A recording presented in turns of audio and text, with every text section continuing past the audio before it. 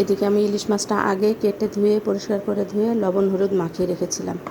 আমি আজ পরে পাশের চুলাতে আমি যে সরিষা ইলিশটা রান্না করব। তো সরিষা ইলিশ আমি সবসময় সরিষার তেল দিয়েই রান্না করার চেষ্টা করি, এতে স্বাদটা বেশি হয়। তো তার আগেই আমি সরিষাটা বেটে রেখেছি। এই যে এই সরিষা বাটা দিয়ে আজকে সরিষা ইলিশ হবে। এই সরিষা ইলিশ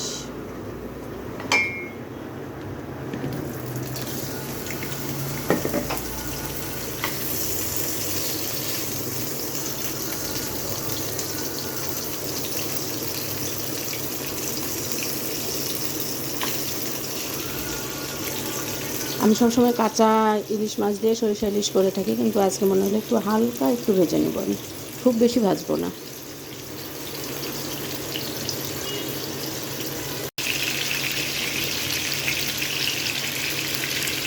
ইলিশ মাছটা আমার হালকা করে এপিট ওপিট ভাজা হয়ে গেছে। এখন আমি চুলাটা বন্ধ করে দিব।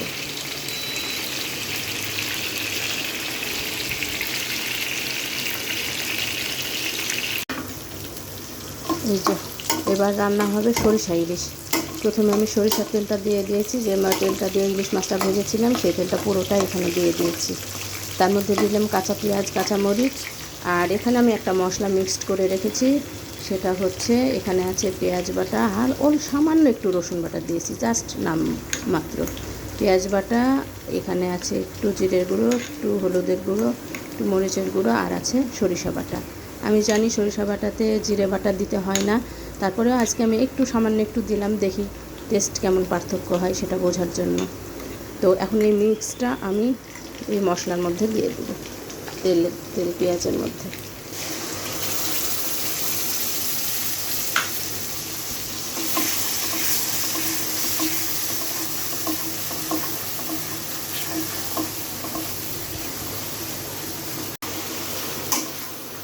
আমার মশলাটা কষানো হয়ে গেছে, এখন আমি মাছগুলো দিয়ে দিব।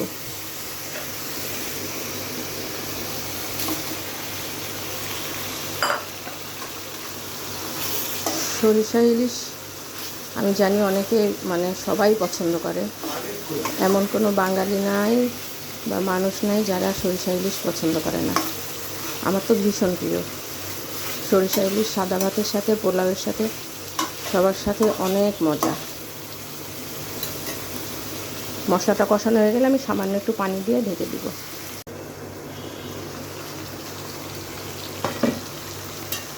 এই যে ইলিশ মাছটা আমার একটু কষানো হয়ে গেছে, এখন আমি ঝোল দিয়ে দিব সামান্য, দিয়ে ঢেকে দিব। 5-10 মিনিট কুক করব, তারপর আমার রান্না ডান।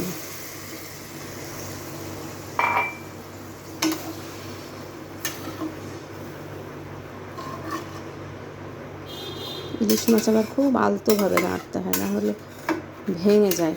অনেক নরম মাছ এটা। তো এই তো একটু ফুটে উঠলে ঢেকে দিলাম, 5-10 মিনিটের জন্য ঢেকে দিলাম, হয়ে গেলে নামাই ফেলব।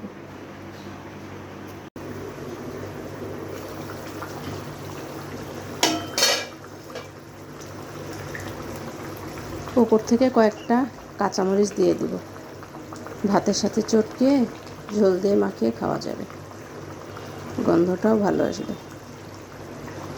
তো এই তো আর একটু ঝোল শুকোলে আমি নামাই ফেলবো, হয়ে গেল আমার সরিষা ইলিশ। ওপর থেকে আমি আরেকটু কাঁচা সরিষার তেল দিয়ে দিব, তাহলে ফ্লেভারটা ভালো হবে।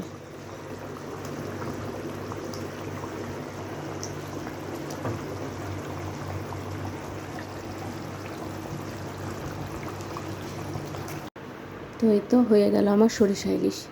আমি একটু ঝোল ঝোল রেখেছি, কারণ এটা রাতে খাওয়ার সময় যখন আমি গরম করব তখন ঝোলটা আর একটু টেনে যাবে, তখন একদম পারফেক্ট হবে।